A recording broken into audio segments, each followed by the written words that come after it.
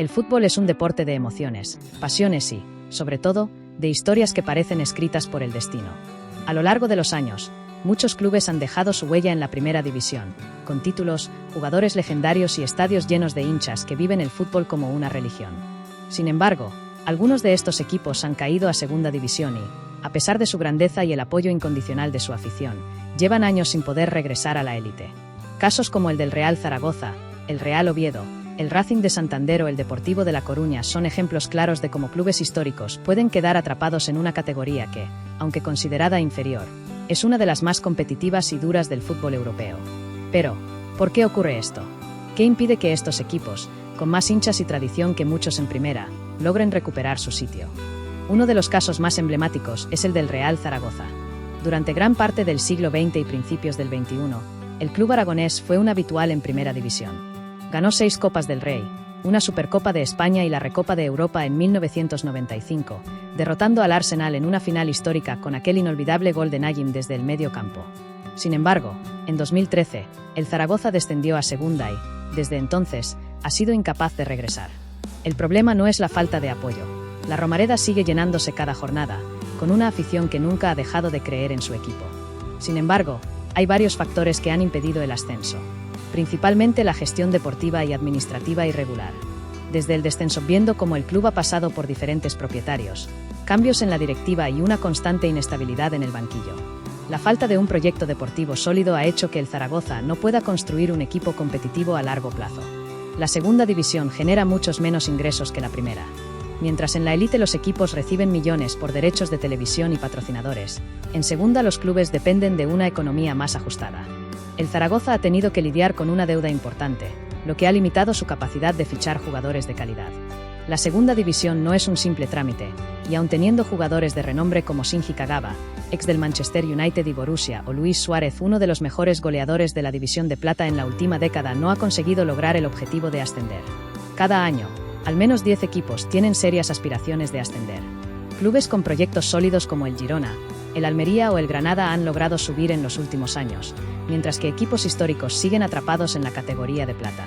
Otro caso interesante es el del Real Oviedo, un equipo con una historia rica y una afición fiel que lo ha mantenido con vida incluso en sus momentos más oscuros. El Oviedo jugó en primera hasta el año 2001, cuando descendió. Pero su tragedia no terminó ahí. Problemas financieros llevaron al equipo hasta tercera división, una caída catastrófica para un club con su historia. Fue gracias a la afición y a una campaña internacional de inversión, en la que incluso jugadores como Juan Mata y Santi Cazorla compraron acciones del club, que el equipo logró sobrevivir y empezar su camino de regreso. Hoy, el Oviedo sigue en segunda, con un estadio que muchas veces registra más asistencia que algunos de primera, pero con las mismas dificultades que otros equipos históricos. Punto clave es la presión y ansiedad por subir. Cuando un equipo con historia está en segunda, cada temporada se convierte en una obligación de ascender. Esa presión genera decisiones apresuradas y falta de continuidad en los proyectos. Dificultad para atraer jugadores de calidad. Aunque el Oviedo es un club con tradición, competir contra equipos de primera en el mercado de fichajes es complicado. Estructura económica limitada. En el fútbol moderno, la inversión es clave. Mientras clubes como el Girona han logrado subir gracias a inversiones estratégicas, el Oviedo aún lucha por equilibrar sus finanzas. El Racing de Santander es otro ejemplo de un club con una gran historia que ha vivido años difíciles. Durante décadas, fue un equipo de primera, con jugadores icónicos y un estadio como el Sardinero, que siempre vibró con su afición. Sin embargo, desde su descenso en 2012, el Racing ha sufrido todo tipo de problemas. Gestión caótica.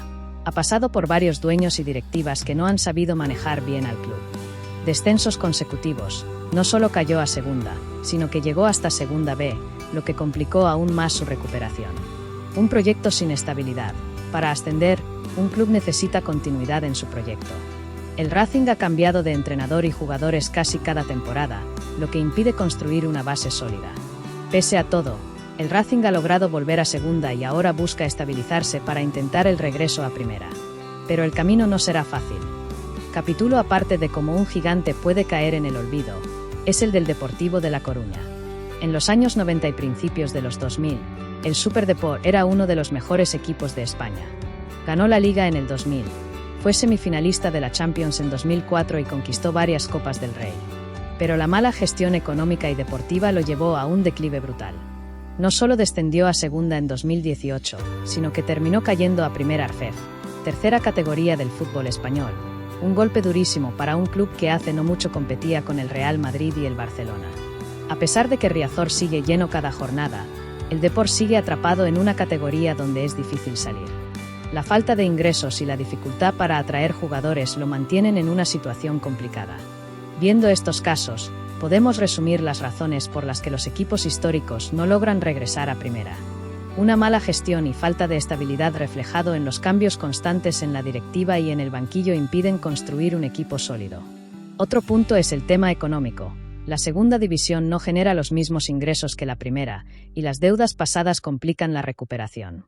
No nos podemos olvidar de la presión que tienen estos históricos y la ansiedad por ascender rápidamente. Esto genera decisiones erróneas y falta de continuidad.